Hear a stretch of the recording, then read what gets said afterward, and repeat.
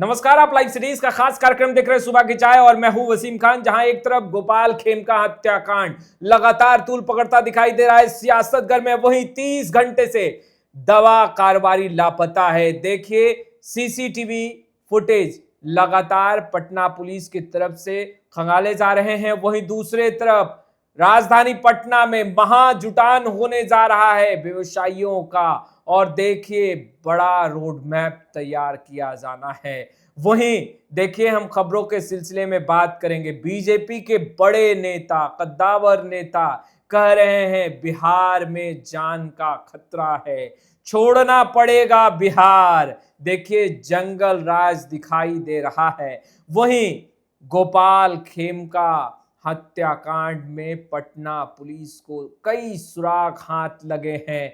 वहीं हम बात करेंगे खबरों के सिलसिले में 62 बीएलओ पर पटना के जिला अधिकारी ने कार्रवाई कर दी है, सख्त दिखाई दे रहे हैं। देखिए तमाम खबरों को विस्तार से जानेंगे। फ्रेम में आपको वरिष्ठ पत्रकार रवि उपाध्याय सर दिख रहे होंगे। देखिए बिहार के सियासी गलियारों में क्या हलचल है यह भी जानने की कोशिश करेंगे, क्योंकि 9 जुलाई रेल चक्का जाम महागठबंधन तेजस्वी यादव की तरफ से बुलाया गया है। सर सबसे पहला सवाल, गोपाल खेमका हत्याकांड जहां लगातार तूल पकड़ता दिखाई दे रहा है, वहीं 30 घंटे से दवा कारोबारी लापता।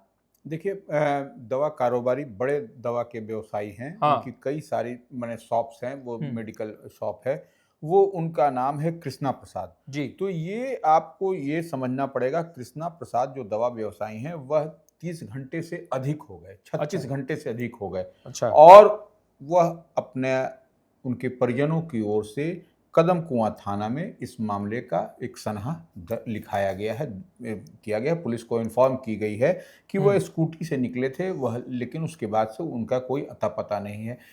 तो यह हो सकता है पारिवारिक नाराजगी भी हो सकती है किसी बात को लेकर के। पुलिस लेकिन सीसीटीवी फुटेज तमाम उस रूट के दुकान और जो घर से निकलने अंदर बाहर ये जो है उसको खंगाल रही है। अब ऐसे में यह देखने वाली बात है कि दवा कारोबारी लापता कैसे हो गए, और यह आवेदन भी पड़ा है, वो सनहा भी एक तरीके से कदम कुआं थाना को दिखाया गया है। तो यह एक, अभी आप देख रहे थे गोपाल खेमका जी कि बीते दिन जिस तरीके से हत्या कर दी गई हार्ट ऑफ द सिटी में, जो गांधी मैदान थाना पड़ता है, गांधी मैदान थाना के इर्द गिर्द आप देखते हैं कितनी कड़ी सुरक्षा व्यवस्था रखती है। बिल्कुल। उसके बाद से डीएम का आवास है, एसपी सीनियर, तो तमाम वरिष्ठ पुलिस पदाधिकारियों का भी आवास है इस बीच में, और वो वीवीआईपी इलाका एक तरीके से कहा जाए। 24/7 वहां पर जो है सो पुलिस की गश्ती रहती है। उसमें दरमियान उनके गोपाल खेमका की हत्या कर देना, पुलिस को तमाम जो सुरक्षा व्यवस्था है उसको धत्ता बताते हुए जो अपराधियों ने कृत्य किया है, वह निश्चित रूप से एक बड़ी और वह भी बड़े जाने माने व्यवसायी बिहार के थे गोपाल खेमका। और एक बात और समझ लीजिए, गोपाल खेमका के पुत्र गुंजन खेमका की भी इससे पहले हत्या कर दी गई 2018 में। हाँ, और उनके भाई पर भी जैसो एक बार जैसो ये हुआ था। तो ये सबसे बड़ी बात है कि पुलिस जो है सो, पुलिस की तमाम सतर्कता, तमाम अलर्टनेस के बावजूद जो है सो व्यवसायी कभी लापता हो जा रहे हैं, व्यवसायी की हत्या हो जा रही है। तो इन सब को लेकर के, और भी मैंने आपको कैपिटल में, राजधानी में जिस तरीके से आपने देखा था कि राहुल गांधी जब आए थे तो इसको क्राइम कैपिटल कहा था, तो उसको लेकर के हाय तौबा की बात एनडीए की ओर से कही जा रही थी। लेकिन यह जो अब दिखाई पड़ रहा है तो वह पुलिसिया इकबाल पर कहीं ना कहीं सवाल विपक्ष खड़ा कर रहा है, और ऐसा कुछ दिखाई भी पड़ रहा है। आम आवाम से आप बात करिए, पैनिक की स्थिति बनी हुई है। निश्चित रूप से एडमिनिस्ट्रेशन काम कर रहा है, पटना पुलिस काम कर रही है, पुलिस मुख्यालय काम कर रहा है, बावजूद इसके कैसे इस तरीके से हो जा रहा है, तो कहीं ना कहीं लैप्सेस है, कहीं ना कहीं चूक है जो स्थानीय पुलिस है कि उसके काम करने की शैली, कार्यशैली। तो यह आपको कहीं कुछ दिखाई पड़ता है। नहीं तो दूसरे प्रदेश में देखिए यही पुलिस, दिल्ली में आपको देखिए कैसा, मुंबई में देखिए कैसा है, कलकत्ता में देखिए कैसा है। तो और पटना पुलिस किस तरीके से कार्रवाई कर रही है, कैपिटल की पुलिस है, कैपिटल राजधानी में। तो ये एक निश्चित रूप से चिंता की बात है। और लेकिन एक बात है कि गोपाल खेमका की हत्या के मामले में आप ऐसा समझ लीजिए कि पटना के जो जोनल आईजी हैं जितेंद्र राणा, उन्होंने कहा है कि कुछ सुराग पुलिस के हाथ लगे हैं, और जो सुराग हाथ लगे हैं उस पर टिप्स मिला है। तो ऐसे में निश्चित रूप से जो पुलिस जो है सो उस दिशा में धीरे धीरे बढ़ रही है, और हो सकता है कि वह पकड़ में आ जाए, पकड़ा जाएगा जो जो जो इस तरीके का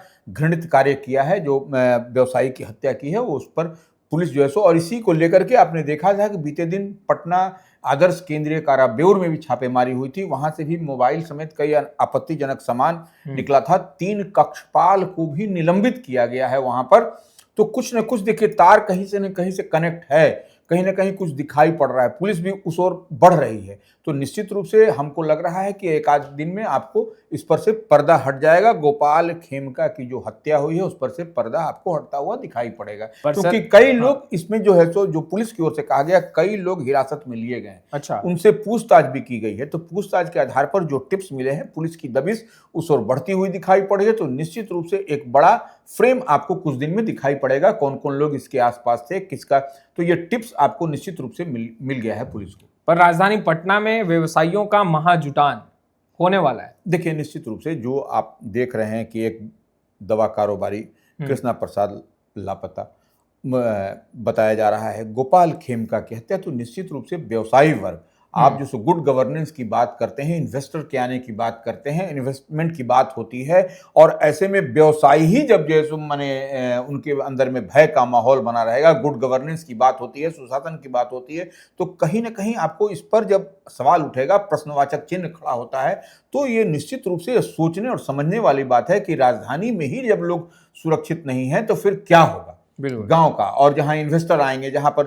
तो ये सबसे बड़ी बात है। इसी को लेकर के आपको व्यवसायी महासंघ है, व्यवसायी महासंघ ने एक बड़े जुटान की बात की है। 13 जुलाई को पटना के रविंद्र भवन में सारे व्यवसायी आपको बिहार भर से जुड़ेंगे, और ये व्यवसायी की मांग है कि व्यवसायी के लिए सुरक्षा आयोग बनाया जाए।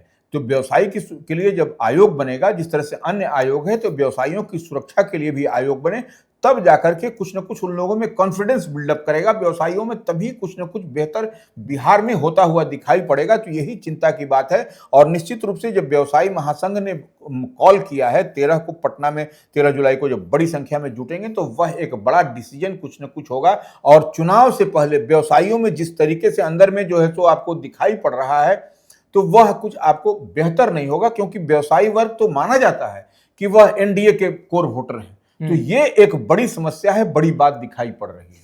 सर, महागठबंधन इंडिया ब्लॉक के नेता जो हैं वो आलोचना कर रहे हैं, जंगल राज कर रहे हैं, मुख्यमंत्री नीतीश कुमार पर सवाल उठा रहे हैं, बिहार में सुशासन की सरकार पर सवाल उठाते दिखाई दे रहे हैं, मगर बीजेपी के नेता भी यह कह रहे हैं कि उन्हें भी जान का खतरा है, बिहार में जंगल राज है, और बिहार छोड़ देने की बात।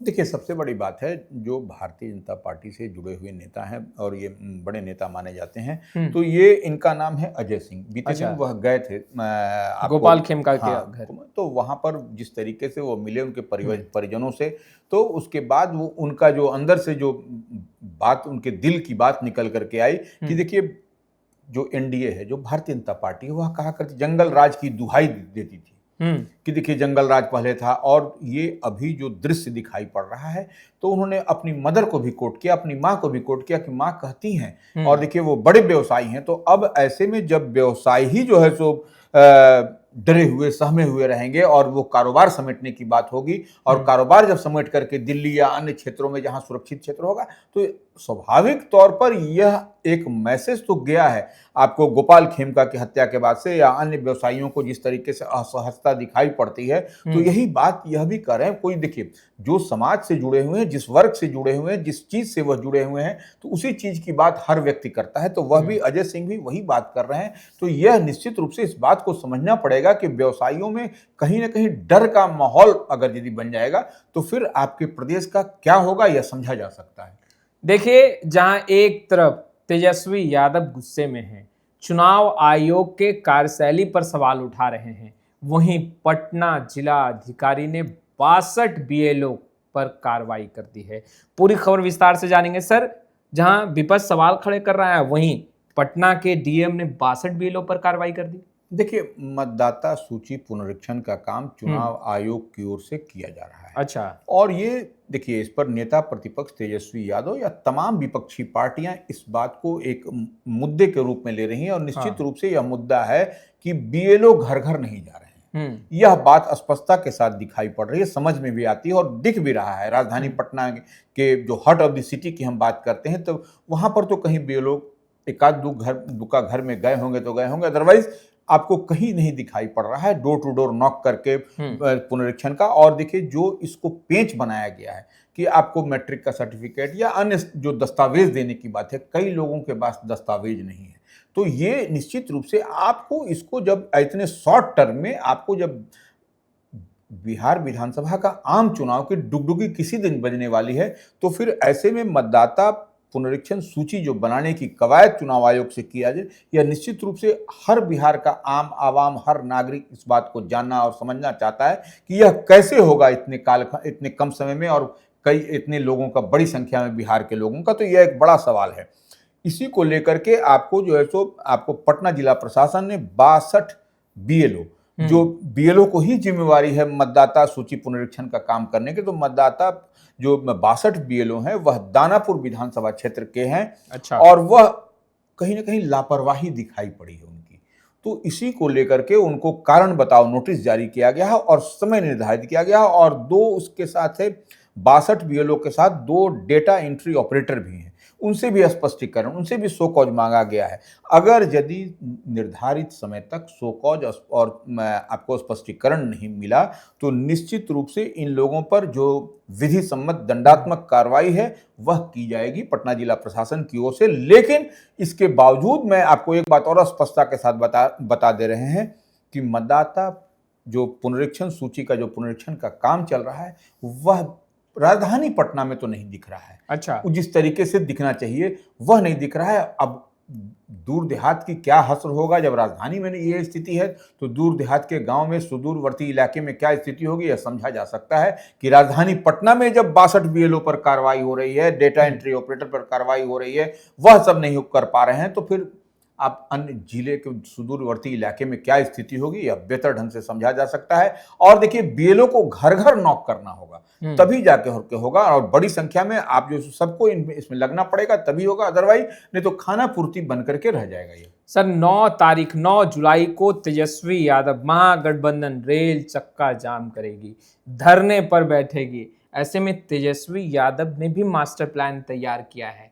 देखिए, निश्चित रूप से 9 जुलाई की बात है। 9 जुलाई को तेजस्वी यादव ने, जो नेता प्रतिपक्ष हैं, उन्होंने घोषणा कर रखी है आपको रेल चक्का जाम होगा, सड़क पर चक्का जाम होगा। तो ये रेल और सड़क का जब चक्का जाम होगा, तो इस बात को समझ करके रखिए कि यह राष्ट्रीय उच्च पथ जो और स्टेट हाईवे, वो दोनों पर आपको बड़ी बड़ी जो लॉरी, बड़ी बड़ी जो ट्रक बस चलती है, वह सब भी ठप होगा। तो ये एक समझने और देखने वाली बात है कि जब 9 जुलाई को जब महागठबंधन की ओर से राष्ट्रीय जनता दल, कांग्रेस, तीनों वाम दल, विकासशील इंसान पार्टी और साथ में राजेश रंजन पप्पू यादव जो निर्दलीय सांसद हैं पूर्णिया, उनकी ओर से भी कॉल दिया गया है। तो यह एक निश्चित रूप से यह आम आवाम से जुड़ा हुआ मसला है। और तो और राष्ट्रीय जनता दल के जो प्रदेश अध्यक्ष हैं, माने जो जिला अध्यक्ष हैं, उनकी ओर से भी तैयारियों के लिए तेजस्वी यादव ने राजद की ओर से कह दिया गया है।